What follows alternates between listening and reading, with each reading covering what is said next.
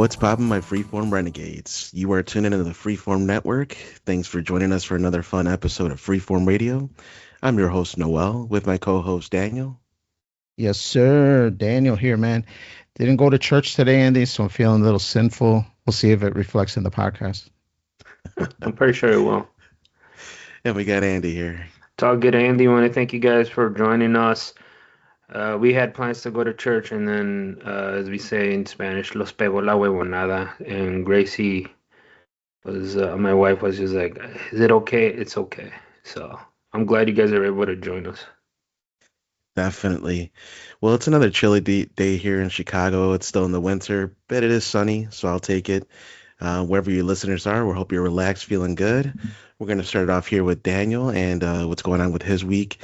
And it looks like he beat a new game, Mafia 3. Can you fill us in, Daniel? How was that? Yeah, and for sure, man. By new, this is a game that came out in 2016, so that's how new it is. But Mafia 3, yeah, this is one of those 2K games. Came out by Hangar 13. Not sure if you heard about it, Andy, but it does a twist with the Mafia themes, where it puts you in a guy that came back from Vietnam, a black character, and he's dealing with all the trauma from going to Vietnam, all the public kind of hating the soldiers, stuff like that. So that plays a backdrop into it. And then he comes back to a fake New Orleans city, and he's being received by his family, his friends, and by some people that are in the mafia. And that's where the story really takes off. Really good story, really cool. Played this when it came out many years ago, but it kind of dropped off, played a couple missions, and then never finished it. So yeah, I finally had a chance to go back, give it another try, especially with the new one that just came out last year, the Old Country, Mafia, the Old Country. So it really got me wanting to play this one and beat it because I did hear that, there's a couple nods, even though the Old Country is way, way back, prequel to the Mafias, but really cool. Not sure if you heard about this, Andy. I know you're pretty good into these first So person shooters and stuff like that. yeah, the Mafia ones, for some reason, the first thing that pops in my head is PS2. That series is still going on to the current consoles. And I remember playing the first one, but I didn't know, or they just remastered this one, or this is actually a new game for the current systems. No, no, like I mentioned, this came out in 2016, so this is an oldie game. Came out for the PlayStation 4, Xbox One, all those old series. I mean, it was new when it first came out, Right. because a lot of them were still stuck in PlayStation 3 land. This was like one of the first Mafia games to come out in PlayStation 4, so it does look relatively well, but it doesn't look like a modern game. If you compare it to the new one that just came out, the Old Country, it's day and night. I mean, the Old Country looks fabulous, but this doesn't look too shabby. Great music, man, because it takes place, shortly after Vietnam, and it just has awesome music, a bunch of the oldies that I like. It's just a cool backdrop with New Orleans. It's got a swampland, a city, farmlands, the ghetto area, and it's just really cool put together. Great story of the typical Andy revenge. Somebody does you wrong, and you got to go out there and get them. So really cool. Enjoyed it. Was this something that you were aware of, Noel, or did you even hear about it? So I have a massive backlog, and it is part of that long list, but I haven't played them yet. I've only tested out Mafia 1. I believe I have it. I think I got it as a free game through Amazon, Right. since I have Amazon Prime. So every month they give you free games. I want to say like a year ago, I got all three of them, I think, Wait. Amazon um, Prime has free games? every Like a month. Yeah. Yeah. subscription thing? Really? How do you play Yeah. them? So you can Like get on them through, Steam? there's three different ways to get them. Either you get it through Amazon directly and you play through their app, but you play off of your computer hardware. It's not like Ah, okay. streaming. They do offer that too. I think it's called Luna or something like that. And Right. then there's GOG, what is it called? Good Old Games, I think it's called. Um, GOG gives you the license, but DRM free, so they can never really take it from you, like no matter what happens. So it's one of those. It's reliable, and then there's Epic Game Store. So there's three different ways. But Yeah, I Yeah, didn't know yeah, that. yeah, for sure. There's a bunch of platforms, but I think Steam is the monopoly over all of them. Epic is kind of trying to crawl in there. Um, and they're always giving away free games. I'm not a PC gamer, but I always try to redeem the good ones that come out that they give you for free in case I ever go and play it on PC. But yeah, Epic is always giving every couple of weeks or every month they're giving out free games, and especially during the holidays, Christmas season, they almost give out free games like every other day. New and good games, really good games. But yeah, Mafia, yeah, I do know that they gave it for away for free, like you said, Noel on PC, and they also gave it away for free, at least the first one on the PS Plus package. So definitely a cool game. I would recommend this one to you, Andy. I know you're not a huge gamer as much nowadays, being the family man over there, but yeah, definitely Retro, bro. Retro, that's yeah. all I do. When I do have a minute. But yeah, Mafia is definitely a must play out there. So go check it out. Um, Something else that I just recently watched just came out this year or now last year, being 2025, that new Netflix Frankenstein movie. Not sure if either one of you guys watched it. I've seen a few Frankenstein movies here and there. Not, I've never seen any of those old classics, which I heard they're pretty good. Those classic monster, Frankenstein, Hmm. Mummy, and stuff like that. I've seen more of the modern ones. Um, this one was good. I wasn't expecting it to be good. I wouldn't call it great, and I wouldn't call it bad either. I was after actually watching well, because Alana wanted to watch it, so Alana's just like, "Hey, let's watch Frankenstein."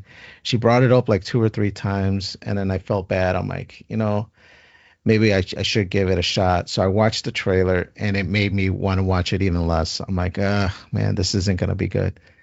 But after watching it, it was a good 2+ hours, like 2:20, 2:15, something like that, movie. It was actually pretty good. Pretty good story, really good cinematography.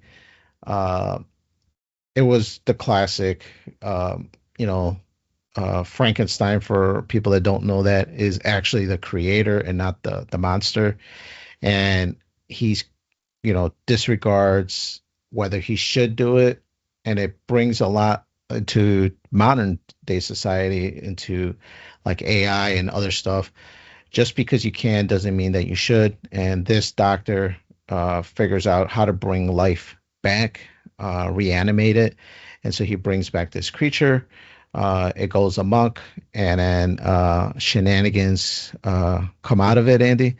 But yeah, really cool. I actually came out enjoying it a lot more. Now, I got to ask you, Noel, towards the Frankenstein, if you want to talk about that, but more towards, do you ever keep your expectations so low that when you watch something, you're like, hey, that wasn't that half bad? And does that help going into a movie that, you don't know too much about? I do try to keep measured expectations. Yeah, I find that yeah, when I go with low expectations, like people are shitting on it, and I'm like, ah, this is probably gonna suck, but I want to check it out. I usually end up liking it more than I thought I would. Whereas when it's hyped up, I go into it with these high expectations, and it hardly ever really lives up to it. Right, right. But yeah, as far as Frankenstein, was this something that you were interested in, Noel? I know you're the Yeah. movie buff here. 100%, man. I do know about this a little bit, but I haven't watched it yet. It's on the radar, and I have a list of stuff I'm gonna watch. It's a first world problem, man. It's just a lot of entertainment to get through, and it's just not enough time, man, for a working guy, you know. So it is what it is. But I'm gonna watch it eventually. Probably now that you're talking about it, I'll probably watch it, if not today, pretty soon. Yeah, for sure. I mean, I don't know if today, but pulling back the curtains for you guys, today's Super Bowl. So, come around 3, 4, or 5. it's Super Bowl time, time to see the commercials. And I guess a quick segue, Andy, man, who's your pick? By the time we hear this, we're either going to sound like geniuses or we're going to sound like idiots. Who's winning this one? The Pats or is it the Seahawks? I think, I mean, Vrabel's a good coach, but I'm going with the Seahawks. They just look, their defense looks pretty good, and they've proven it this whole second. I feel like the second half of the season. So I got the Seahawks this one. I think it's going to be low scoring. I mean, I think it's going to be under Okay. like 30 points. I mean, the way these defenses are, I think, yeah, Seahawks got it. What they did to the Rams, I don't know. I like the Seahawks, but who knows? The Patriots, their franchise is so lucky, I guess. I don't know to make it to the Super Bowl so quick after Brady. Well, not quick, but Brady left 8 seasons ago. So, and then this coach just turned it around in a year with the second year quarterback and that good defense. So we'll see. Yeah, for sure. I think a lot of people are leaning towards Seattle. I had a doctor's appointment on Friday, and while we were there, the nurses had a board, and I guess as people were passing by, you could put a tick mark next to Seattle or a tick mark next to the Pats, and Seattle was the overwhelming Yeah. favorite from what people think. And I think, like you said, Andy, defenses typically win those games, and I think Seattle's got this one. It's going back to when Super Bowl the first Super Bowl that Brady made against that high scoring offense against the Rams. No one picked the Patriots and they beat them. So I'm not getting that vibes right now, but like I said, you don't know. Everybody's picking. Everybody I've talked to says the Seahawks. The odds are in Seahawks. So we might see an upset. I don't know. We'll see. Yeah, for sure. It's a little disappointing if you think it's going to be low scoring. Hopefully, it's a shootout. It's like a 40-35 game. Nah. Because people want excitement, and I think all eyes are on the Super Bowl this year with the whole halftime controversy, and people wanting to watch commercials. So hopefully, the NFL comes through, but we will have to see. Something else that I watched that maybe is down your alley, Noel. I think you watched this as well, probably. The Conjuring, the Last Rites. So I watched this movie. Really cool, man. I really enjoy the whole Warren. Forget the guy's name, Ed and Lorraine Warren. I think they're awesome. I think all their movies have been really good, and I was always really fascinated, even before they came out with their movies, just them in general, how they're real life Ghostbusters. They go out there and they help people with the spirit world. And it was always just really entertaining in my younger years. And even now that they came out with these movies, really cool. Not sure if this is their last one, or if they're going to come out with another one, but definitely good way to go out with their kid making a big present in this movie, being a big part of it. But really enjoyed it. Is this something that you've seen all yet? I actually haven't watched it yet either. I have a long list, like I said, and that's Yeah. part of it. But I did end up buying that one physically because I know I'm gonna like it, and I have almost the entirety of the collection. Everything that's in 4K, I got 4K now. So yeah, I do plan to watch it. I might end up again watching that one today because yeah, now that you're talking about it, you got me in the mood for some horror movies now. Yeah, for sure. This one was a good one. I know Ed had some heart issues in real life, and this movie really plays up on it. Like I said, their daughter really plays a big part. Their daughter is now dating a guy, and it kind of shows like the start of maybe another series taking off. I'm assuming they're trying to see if people gravitate to that, and then maybe they can make another spin-off where it's just the kids. But who knows? Was this something in your radar, Andy? I know you're a fellow Ghostbusters and have even hinted to maybe go to a couple haunted houses here in the local area. Yeah, the Conjuring universe, I guess you want to call it. What do they got, like 6 or 7 movies now? It's really popular. I knew about the Warrens from those 90s shows, the Sightings and Unsolved Mysteries, and I think they had a Right. couple like TV specials back in the day. I kind of forgot about them until they did The Conjuring, and I watched like the first two movies, and it kind of rekindled about all that they've done in the past. And I think they have books out too that are pretty they put out themselves or books about them. They were really good in the 90s and late 80s. So I do want to see them. The Annabelle stuff, the Nun. I think I saw the Nun, the first one, and that was okay. And then I watched. There's another one, right? There's another one in the series. I forgot, but I have the only ones I watched is the first two, and I haven't watched this last one, which I do kind of want to watch.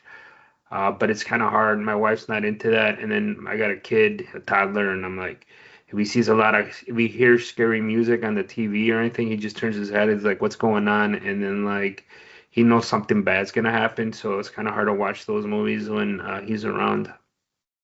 Yeah, for sure. This one is definitely a little scary, supernatural, so it's not for them youngsters. But Andy, let's get off to some a little bit of more mellow talk, as in the stock market is crashing. Fill us in on the crypto market, which is also kind of scary at times. Fill us in on your thoughts. So yeah, I mean, I don't know. I think all of us might have some crypto if I remember correctly. I got about a couple different ones, and it's just been brutal this whole week. It kind of started the week before as from this recording. Um, Bitcoin tanked, XRP, Deutsche, ETH, they're all tanking, and then it goes up and goes down. And I did buy a little bit more in the dip on Friday. Um, but yeah, man, it's hard to hold on. The biggest one I got is the Bitcoin, but that thing got down to under 70,000 a coin, and yeah, man, it's nuts.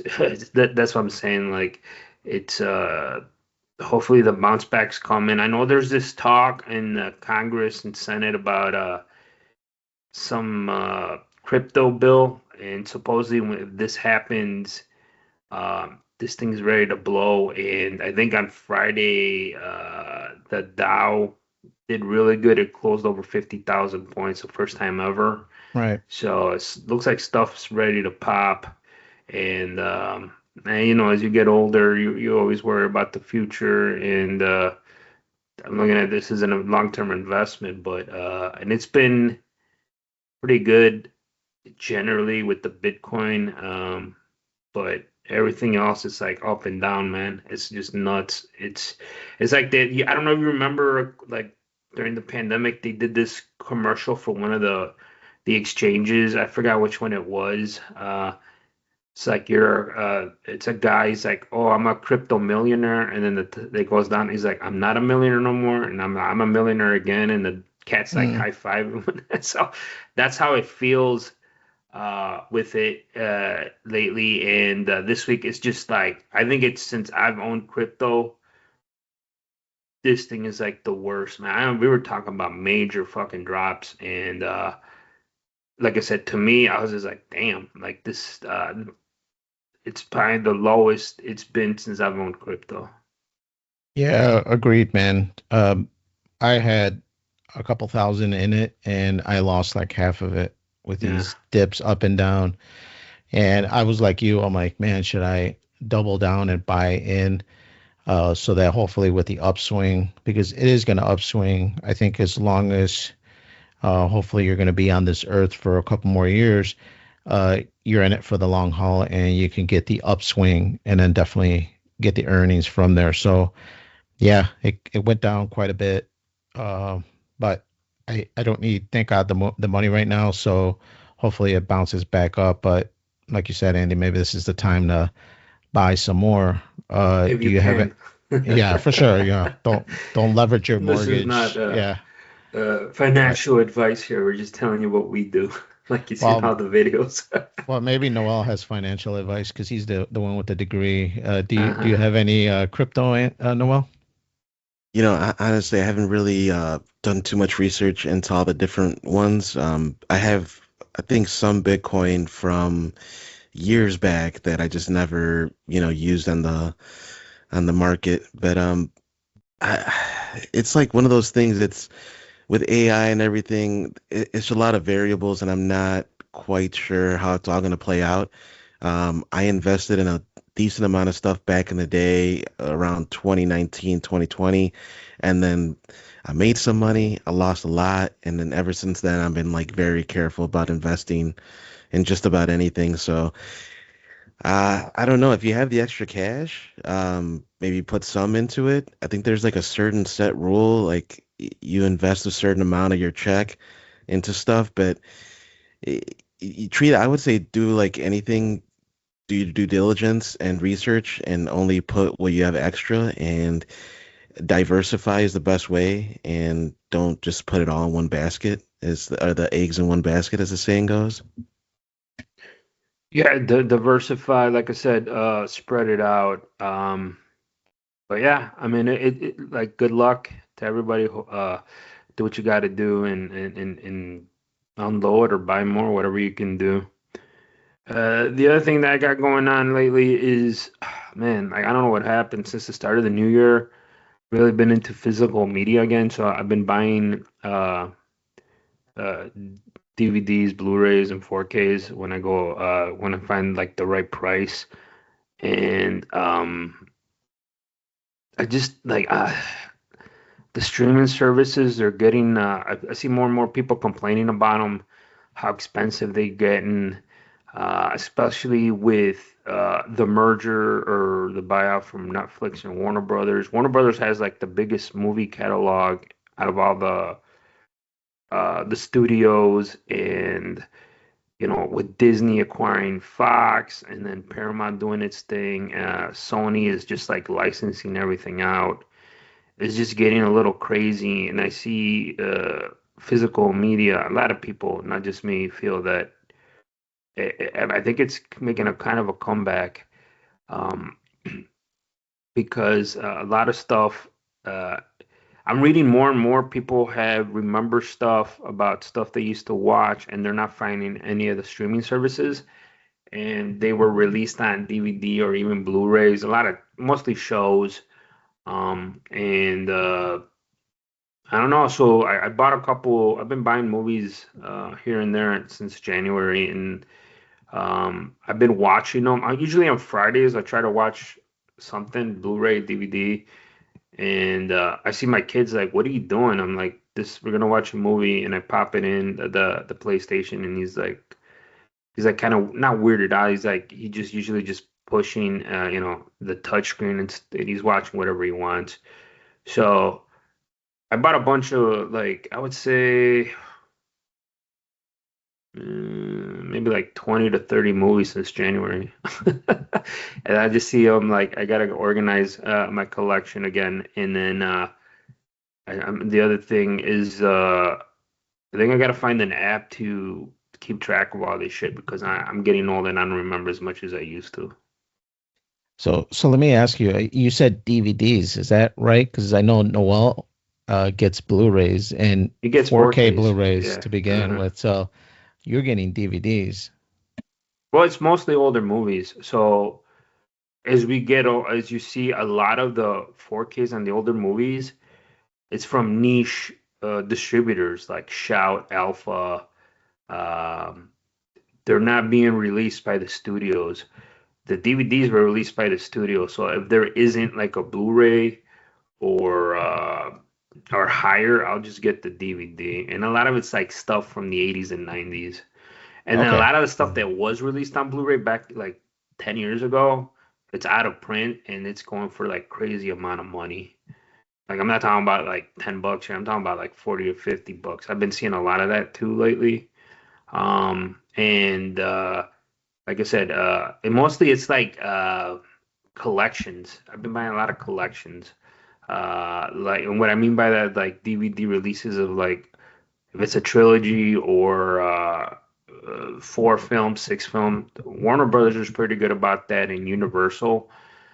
They released a lot of DVD collections, and then anything uh, that I want, especially like older movies. And when I mean by older, I'm talking about like 50s, 60s, and 70s. There's a lot of good DVD releases, good collector's editions that were released late 90s and early 2000s that are pretty good and highly reviewed with a lot of extras because a lot of the newer stuff doesn't have a lot of extras. And so that's what I'm into right now. And the DVDs, they're a lot affordable now. I mean, you can get them for like $2, $3 if you really look hard. And then even on Marketplace, Facebook Marketplace, you get a whole boxes for like 100 movies for like $20 because people are just trying to unload them, especially like the DVD sets.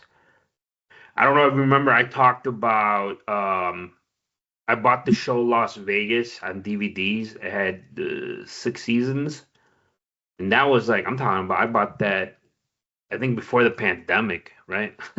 When I bought that, and I paid I think like 40, $50 for the whole individual series, like on DVD.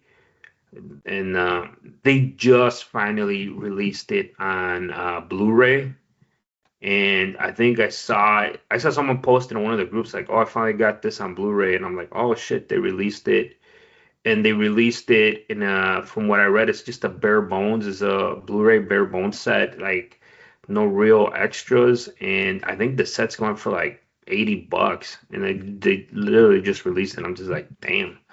And I don't know how long they're gonna keep it. It's probably gonna go out of print real quick because that show is not on streaming. Everything I looked, no one has it. That's why I think they released the Blu-ray. And because people were bitching on the comments like, yeah, this show is not available anywhere for streaming, and so people were snatching it up. But I thought I saw it on Prime not too long ago because I maybe was to watching that. buy, I don't know. That's No, what I read in I the was watching them. comments. Yeah, it's a Universal show, so usually they dump those on Peacock, but I could be wrong. That's what all the comments said, that it was really hard to find, and I think because the music. They had a lot of current music, and when current music's being used when the show is filmed, it's a big issue to get releases because otherwise you got to pay a lot of money. That was a big holdup with Miami Vice. They finally released it on DVD and Blu-ray. They had to get deals with all the music because they had a lot of current music, and I think the other big one is Wonder Years. I saw a lot of bootleg DVDs back in the day. A lot of the issues with the Wonder Years was the music because they used a lot of music from that time where the show was based off of, and that was a big hurdle for getting stuff released. That's why they released like the best of episodes. I think there's a couple DVDs like that, and they had to pay. They got the rights to a lot of. They were allowed the licensing rights to for those episodes to release on DVD and pay the artist or whatever to use that music, which is always like a big hurdle. I would think that would be a printing press if they would have just paid the licensing for the Wonder Years. I know I would buy that box set if they would have released that on I Blu-ray. I think they released a box set a while back, but it wasn't I don't know. It's hard to find. That's all I know. I've never seen one anywhere. I think they're like on eBay. But yeah, they're just really hard to find and they're like real expensive. And that's a whole big issue with a lot of TV shows. But yeah, I mean, I gotta find an app to catalog all this stuff that I got. There's a lot of stuff is getting harder and harder. And then there's this big niche market too for VHS, man. That's bouncing back too. It's nuts. Um, Next, I you're going to was say reading. Betamax. Hey, man, Laserdisc is still real popular. I just V- don't get it, man. VHS just people like that shit, man. To me, like VHS is kind of cool, but it's like the hipster thing.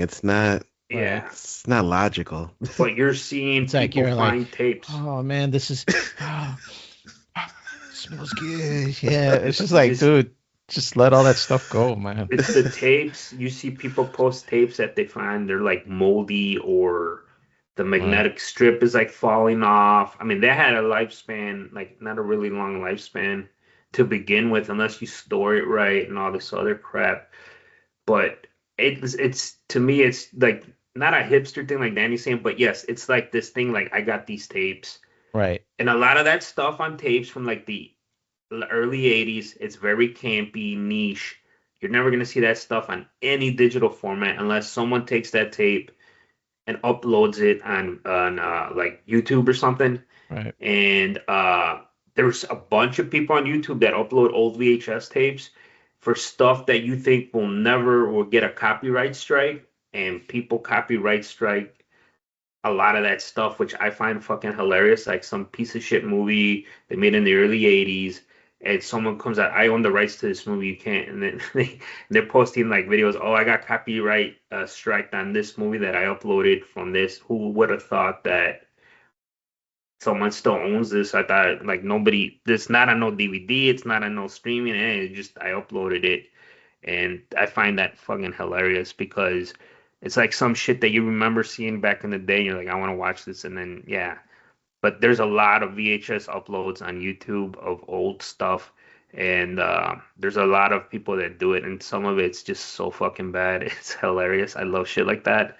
It's um, it's just It, funny, dude. I it mean, this stuff like to me, it's like it's a nostalgic thing. it definitely is an investment. I thought about it a couple years ago to get into vinyl, and I'm like, man, I should get into this, Yeah, buy a some few people. vinyls. I know the market's really hot for it, but it's just a lot of investment, a lot of floor space, and I just don't have it. I mean, I have a smaller size home. We don't all get to have big mansions where you got like empty space everywhere, and it's just like if I had like a basement, it'd be cool to set it up with all the nostalgia things, like you said, Andy, to go out and buy the NES collection of video games, to go buy all the DVDs that you know, really are enamored with, and you know there are last prints and they're not making them anymore. But yeah, man, it's a big investment to definitely get into stuff like that. Just real quick, I when they re-release or not re-released the X-Men 97, I watched a couple of the Mm. episodes. I'm like, ah, it was okay, but I'm like, man, you know the first thing that popped in my head when you would get the two tapes from Pizza Hut? Like you remember you go to Pizza Hut and they offered volume one and two on VHS, and it was in that black box, and I think it came with a comic book and a card.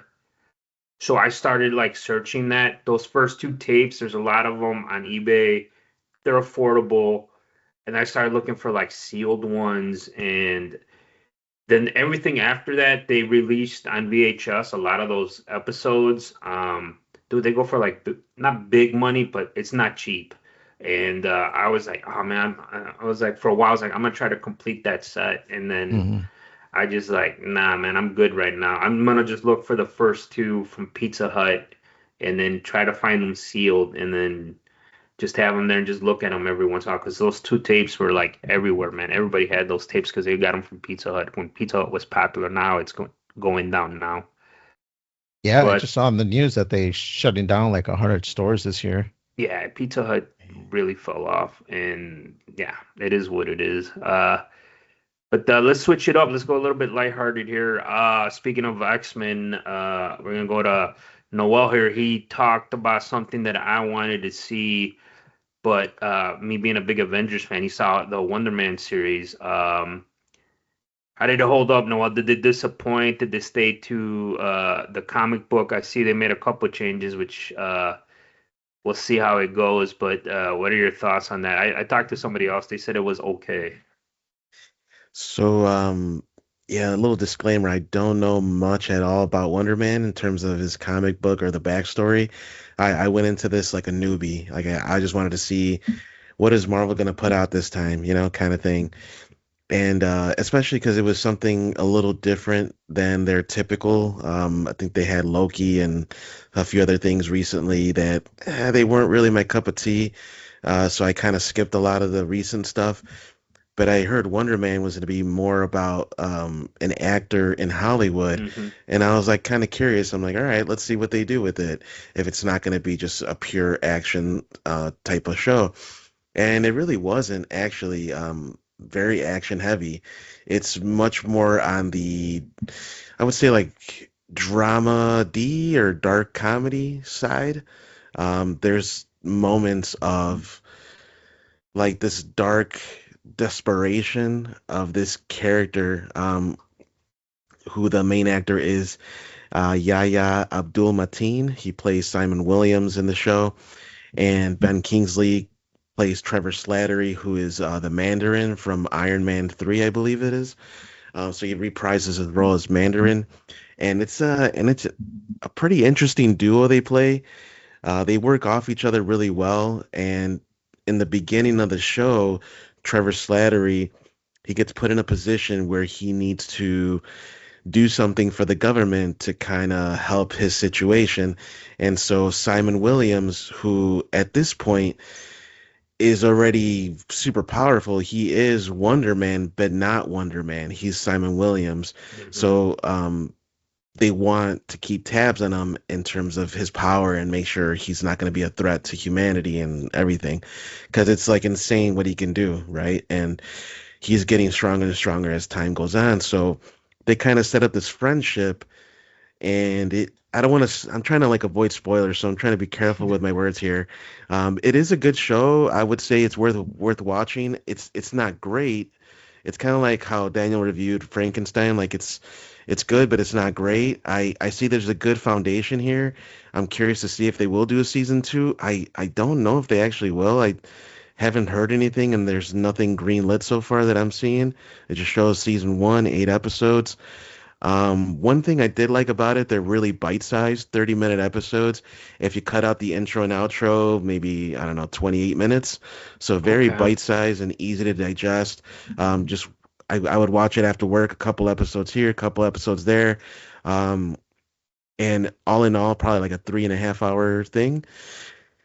Um, I would give it a 7 out of 10. I thought it was more drama heavy than it was action heavy, but you could see that at the end, at the very, like the last 2 episodes, you could see that, yeah, this is going to get to a point where it's going to be just action, where it's like, all right, this is, you set it up, you kind of care about these characters, you see where they came from, where they are, what they've been through, and now it's like, all right, now you can't hide behind your secret persona.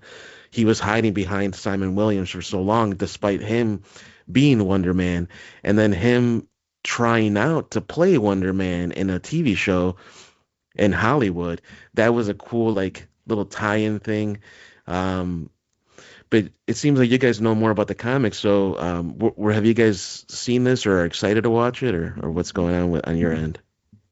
For me, I've never even heard of this character, to be honest. And I'm a pretty big Marvel fan. I just Googled it just to see if it was animated, live action. I didn't even know much about it. The cover looks like he's just like it looks like just like a Lifetime movie kind of thing. So it does give off like that human vibe drama to it instead of like super actiony. So I'm not sure how, like you said, Noel, it looks like it's going to go more towards action, but yeah, I've never heard about this character. I'm not really sure where he's involved. I'm assuming the Avengers from what Andy's mentioned. I know Andy's a huge Avengers fan. Yeah, I mean, he's a pretty important character in the Avengers, and then he is a movie star in the comic. He has a relationship with Wanda, the Scarlet Witch, and then he dies, and then they bring him back, and then they do some type of merge with Vision, if I remember correctly, and then there's all this conflict around that, and he is, I mean, that's what I'm saying. He's pretty powerful, like Noel describes in the comic. He's pretty powerful, and then so that's why I saw like they're trying to make it like this Hollywood thing where he's an actor. They really, if I remember, they really don't. They just say he's like a star, like a movie star, but they really don't show like him like where he's auditioning. He's just like a movie star. And here I saw the trailer and like they are asking him like, "Oh, you don't have powers, do you?" Like all this like weird stuff. So I don't know if they're trying to make it like they don't want people like that or some type of mutant thing. I don't know. It was kind of weird. And I'm like, Yep. they're changing it up a little. So I'm like, I don't know. That's what I'm saying. Like I see they're trying to switch it up and then I'm like, I hope they don't go too woke on this either. So that's why some of the people told me it's okay, it's not too bad, and I'm just like, I don't know, like I don't want to. You guys were talking about low expectations. That's what I have for this.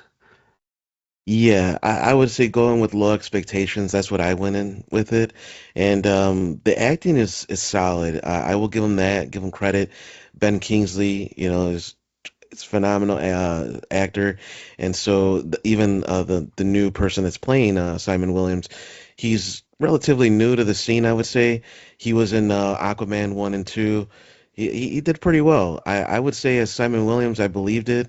Now I know, originally I think it was more Caucasian looking character in the comics, but it's cool to Yeah, see, just a good actor play the role. I didn't really care about that part of it, the whole race part of it.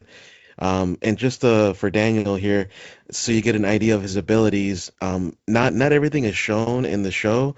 Like I said, there's moments of action, but he's trying to keep on the DL. He's not trying to blow up his cover, but the character has superhuman strength, superhuman speed, agility, stamina, reflexes, ionic energy physiology, enhanced vision, hearing, electromagnetic manipulation, ionic energy manipulation, energy enhanced strike, virtual invulnerability, self sustenance, power recycling, size alteration, healing factor, shapeshifting, Jesus. teleportation, dang. immortality, and flight. So this guy is Dang. like almost like God, right? Essentially, this is what this guy Mm-hmm. can almost you gotta like equate it to that. Like this guy's eventually gonna get to that point. He can control energy, and so yeah, I mean that's almost like God at this point. In the show, it's not that far advanced. He has a lot of super strength. You could tell when his eyes start changing color. You could tell he's getting angry, and it can explode this ionic force, just energy. But mainly what the show is about the human side of it.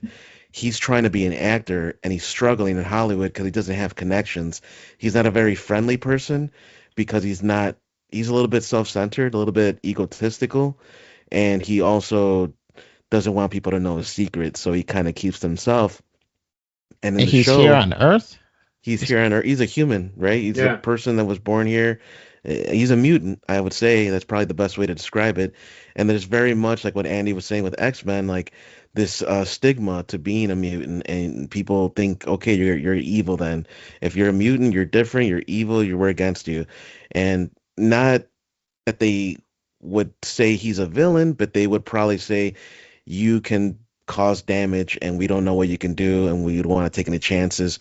Um, and it kind of I don't want to spoil anything, but there's a have you ever heard of a doorman, Mm-hmm. Andy? So there's a character named Doorman who he can like create like a portal, I guess, within himself that people could pass through, or he can do a bunch of stuff with like portals and just gateways, I guess you want to call it. And so there's a character in the show that does that, and they eventually he becomes like a famous person, and everyone like he has that one liner that everybody wants to hear, but then they get tired of it until one day he uses his ability, and somebody ends up dying, and it ends up being really bad, and they decide Yeah. no more mutants, no more any of that in Hollywood. And so this guy, Simon Williams, wanting to be an actor, wanting to be Wonder Man, he tries to hide it as best as he can, and he uses the Mandarin or Trevor Slattery to get closer to that position. He they kind of bounce ideas off each other, and there stuff happens where they have to like go on this journey together. And just to wrap it up with this in terms of Wonder Man, it surprised me in terms of where they went with it. I thought it was going to be a typical comedic, actiony type of show, but it actually had a little more depth to it. There's a little bit of the redemption of the character. He's still kind of an egotistical person, a little bit narcissist, but he had some tragic loss young in his life, and he's trying to like do an honor by his father and becoming Wonder Man. And later on in the show, he redeems himself by performing some selfless acts. And I'm gonna leave it there. I don't want to spoil it. It's too soon. It just came out recently, so if you guys get a chance to watch it, like I said, 30-minute episodes, uh, 3 to 3.5 hours if you watch it all in one go. And yeah, really quick, I'll move on to one last thing here because I don't want to keep it there too long. I finished Stranger Things, and Daniel already talked about it, so I'm not going to go too much into detail on it. I'm just going to give my opinion on it. I actually enjoyed it more than I thought I was. This is another one. I went in with low expectations. I was expecting this to be really woke, really just agenda heavy, and it wasn't quite that much. There were moments where I was like, okay, here's where they're putting that in, here's where they're sticking that in there. But overall, it focused more on the story, it focused more on wrapping things up, and the ending left the possibility for a happy ending, which I thought was, the way to go out. I think that's the best way you probably could do it where it makes sense. And if you wanted to, you could still do a sequel down the line if the way it played out is the way they said it played out. I'm not gonna give spoilers, but Daniel, since you watched it, when Mike talks to the group and he gives like his little Dungeons and Dragons, like, but there's also the possibility that this happened. And I was like, wait, what? Did that happen or not? He's like, well, that'll leave it up to you to decide kind of thing. I'm thinking, okay, if if they're still alive, then yeah, then there's the possibility for a sequel, and I'd be interested to see what they do with it. But overall, I would give the grand total overall show probably like an 8 out of 10. The final season, like a 7.5 out of 10. I think there were some seasons that were stronger, but they wrap things up nicely. I thought.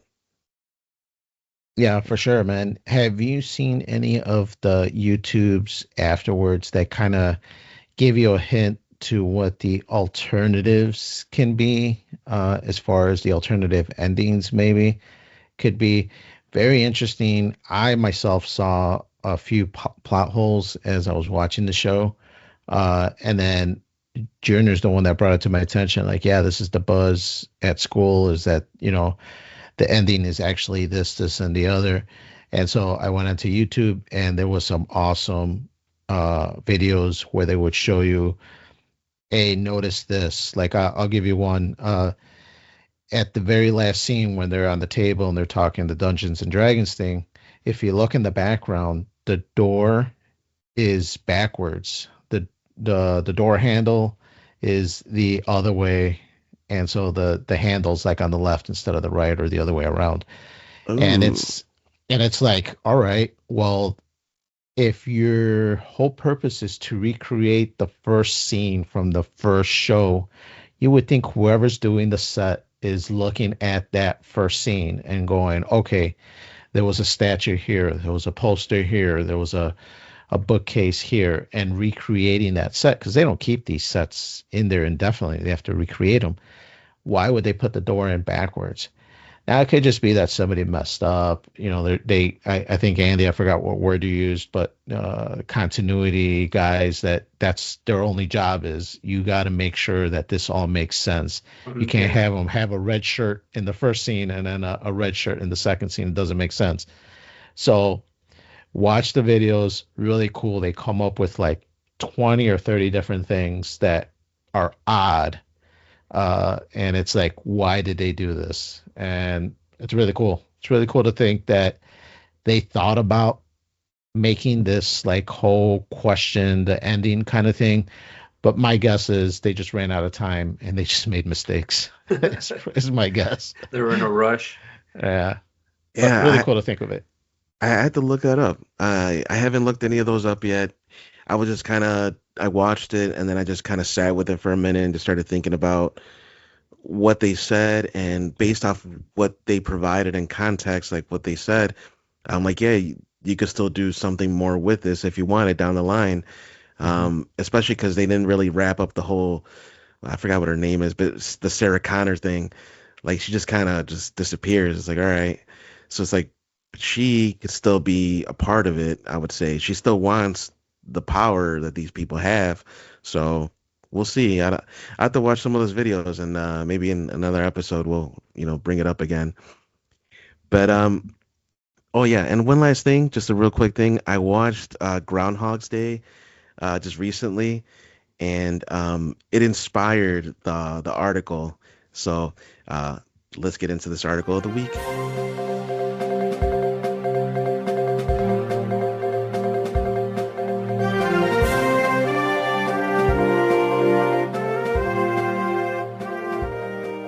All right, so like I said, I watched Groundhog Day recently, and Bill Murray and all that with the Punxsutawney Phil, and it just kind of got me thinking about all this stuff, and how we do this tradition where we look at this chipmunk looking thing, and we kind of give it this power to forecast the future of what the weather's going to be. And so anyway, the article we have here, Punxsutawney Phil, it said I've seen a shadow forecasting 6 more weeks of wintry weather. Big surprise, right? More winter here. So real quick here, this came from AP News and it came out February 2nd. So really quick here, Punxsutawney Phil predicted 6 more weeks of wintry weather. Monday, a forecast sure to disappoint many after it's already been a long cold season across large parts of the United States. His annual prediction and announcement that he had seen a shadow was translated by his top hat wearing handlers in Punxsutawney Groundhog Club at Gobbler's Knob in western Pennsylvania, similar to Groundhog Day, the movie. The news was greeted with a mix of cheers and boos from tens of thousands who braved temperatures in the single digits to await the annual prognostication. The extreme cold kept the crowd bundled up and helped keep people on the main stage dancing. Usually, I guess they can have people up there to take pictures, but I guess it was pretty cold, so they decided not to. They could do like selfies and things like that. It also goes into detail here. New York has their own version of it. They call it Staten Island Chuck. They had like a live stream or something like that. But going down a little further here, the Punxsutawney Club says that when Phil is deemed to not see a shadow, that means there will be an early spring. When he does see it, it's 6 more weeks of winter. But typically, Phil tends to predict a longer winter more than anything else. So the annual ritual goes back more than a century, and it has ties to the ancient farming traditions in Europe. Punxsutawney's festivities have grown considerably since the movie came out in 1993, The Groundhog Day. It also goes into other predictions that they've made. Um, and it does have other examples. And so Georgia has their own thing, New York, obviously, North Carolina. And it kind of goes into what all the other ones have predicted. But just going down a little further here, thousands brave the cold weather to see Punxsutawney Phil. So this is still pretty much like a famous, I don't want to say a holiday, but a national thing that people still get into. And it says here Lisa Gibson of Pittsburgh was at her 10th Groundhog Day in Punxsutawney wearing a lighted hat that resembled a tree stump from which Phil emerged shortly after daybreak. Um, and Groundhog Day falls on February 2nd, which is the midpoint between the shortest, darkest day of the year on the winter solstice and the spring equinox. So this time of year also figures into the Celtic calendar and the Christian holiday of Candlemas. Rick Steiger, Pennsylvania's Secretary of Community and Economic Development, said that the outdoor thermometer read 4 degrees Fahrenheit on his way to Gobbler's Knob. He says, I think it's just fun, folks having a good time, attending his 4th straight Groundhog Day in Punxsutawney. It brings people together at a challenging time. It is a unifying force that showcases the best of Pennsylvania, the best of Punxsutawney, this area. Last year's announcement was also 6 more weeks of winter. Not much of a surprise since it is the first week of February. And his handlers call it Groundhog Ease, and they interpret winks, purrs, chatters, and nods. And they interpret that in a meteorological way to kind of tell you what the weather's going to be. But all in all, it's just kind of funny, but it is cool in a way that we do keep this tradition alive and that it is also in a way immortalized in that movie Groundhog Day. And so I just wanted to, have a little fun article. What do you guys think about all this? I don't know if you're aware, but there's one here in Illinois as well, in Woodstock. Hmm. Um, and the one in Woodstock actually contradicts the one in wherever the hell this chickmonk's at. Um, but it said that that winter is done and that's it. But looking out my window this morning, I saw it snowed, so I don't know. It doesn't sound like the Woodstock one was correct. I hear you, man. It's been up and down here, but thankfully I did see the snow too, but I'm looking outside now with the sun out. It looks like it melted, so it might be that for us, we're kind of past it now, thankfully. But I think the East Coast is still getting hit pretty good. Yeah, I think so. It's funny. We were driving back from visiting some family yesterday, and while we were driving back, I told Alana, I'm like, "So what's up? Is winter done? You know, it's like in the 30s. It felt a little chilly just because there was a big wind chill, but it felt nice." And I'm like, "Is this it? Is it gonna be up and done from this year?" But then we woke up to some snow, and I told her, I'm like, "Hey, what happened?" And she's like, "You asked me temperature. You didn't ask me if there was gonna be any more snow." So yeah, I think you're right. I did see it's kind of melting off. So uh, yeah, these things I think are cool. I know the one in Woodstock is not too far from where I live, um, and it's a big deal. People go out there, they go to these events. It's kind of like going to the Memorial Day parade or the Fourth of July parade. It's just an event that happens, and if it's in your area, people get really hyped up for it. Yeah, I mean, that's what I was gonna say. The one in Woodstock contradicted the one in New York. I didn't know there was one in Staten Island or whatever you said. And then, yeah, I think the movie really made this thing bigger than it is. And yeah, I mean, I didn't get no snow over here where I'm at, so. Yeah, I mean, I think by now I think this winter we've had has probably been the worst one in a while. I think with the cold and the snow that we've gotten the last 2 months, it's been pretty rough, and I think people are just ready. I think they got cabin fever and they're ready to just get out. And like we were out and about yesterday running errands, and it was nice and sunny, and I was just like, yeah, I don't need my jacket. I took my thicker hoodie, and I was fine until it got dark, and I'm like, man, it's fucking cold. It started getting windy, and I was just like, I should have brought my jacket, but um, getting stuff ready for buying some stuff for the Super Bowl. But yeah, and did some returns. But yeah, I mean, it's a good tradition. I think it's important. To me, it's I don't know if this is really popular in like the Western world, especially Europe. To me, I've always thought of it as like some American thing. Obviously, something maybe from Britain or England or something. And I don't see them ever do anything, in Europe, but like we do here. So, and I think a lot of that's because of the movie. Um, and then yeah, I mean, I don't. To me, I always thought it was like a very American thing. Yeah, I did too, honestly, until I read the article and it said it traces back over 100 years. So that was news to me. But the movie itself just had a wholesome like message to it. The redeeming part of Bill Murray being kind of an egocentric, like egotistical asshole and like a jerk. Just kind of In real always life rubbing and in the everything. movies. I don't know him in real life. I guess they don't like Bill Murray for some reason. I don't know. One of these days I have to do deep dive and figure out why. But the movie itself, though, Groundhog Day, the character, it was cool to see him be redeemed. The whole movie magic or whatever you want to call it, the magic in the movie of him reliving over and over and over until he finally gets it. Like this is a gift. Like you can use it to get better and be a better person. And then the groundhog thing just tied into it, bringing people together, unifying them. It's just kind of cool. And I think we need more of that nowadays. A lot of the bad stuff gets kind of thrown up here. And I think, America at its roots, it's about being unified. We're the United States, right? We're not the divided states of America. So it's just kind of cool, I thought, and hopefully we get more unification throughout. Yeah, I agree. I think it's one of those great movies. And the other reason I don't like Bill Murray is because he's a Cubs fan. So yeah, that's already a knock on me. But That But makes you sense. it think Groundhog Day is a great movie, and then you shit on Uncle Phil, or not Uncle Phil, Uncle Buck? Uncle Buck, yeah, Uncle Phil is probably a better movie if it's out there. Yeah, because it doesn't exist.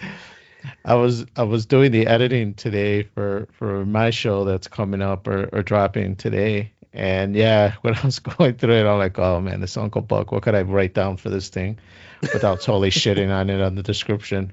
But yeah, Uncle Buck. No, this movie I think is better. I think it's paced better, or at least the movie of Groundhog's Day.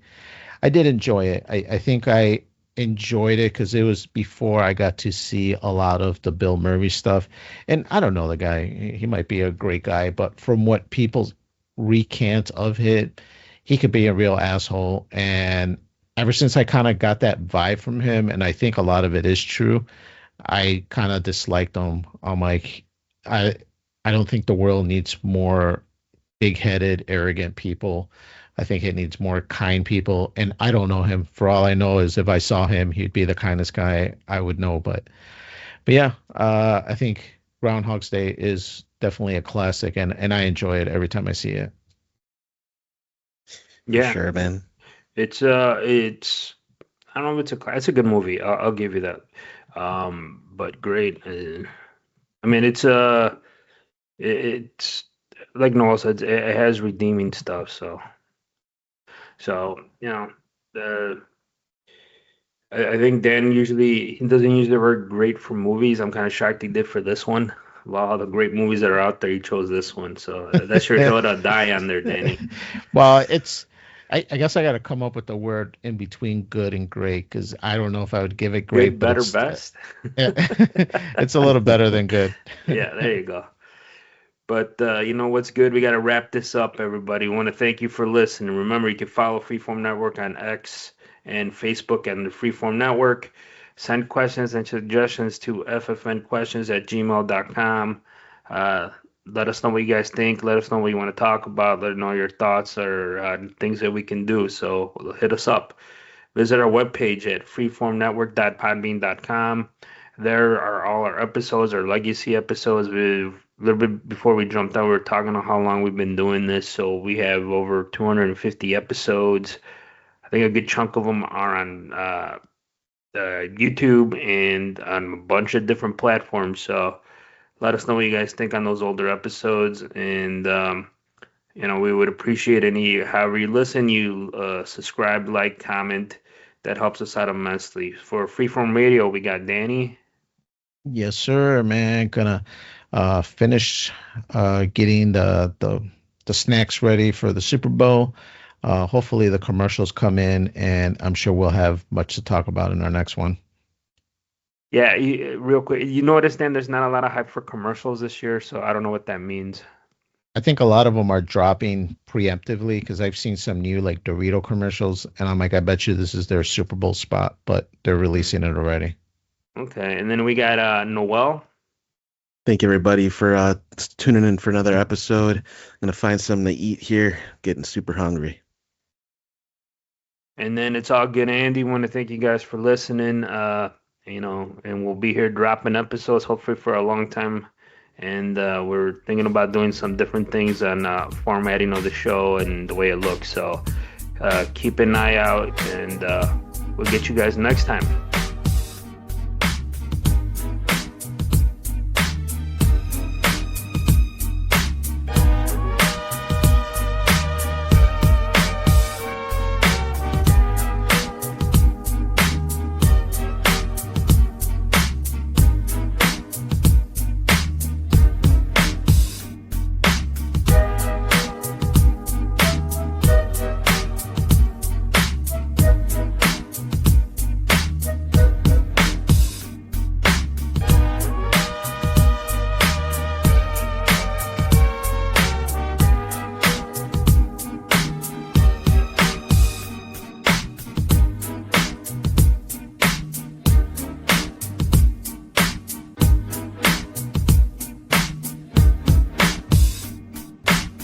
That was cool, Dad.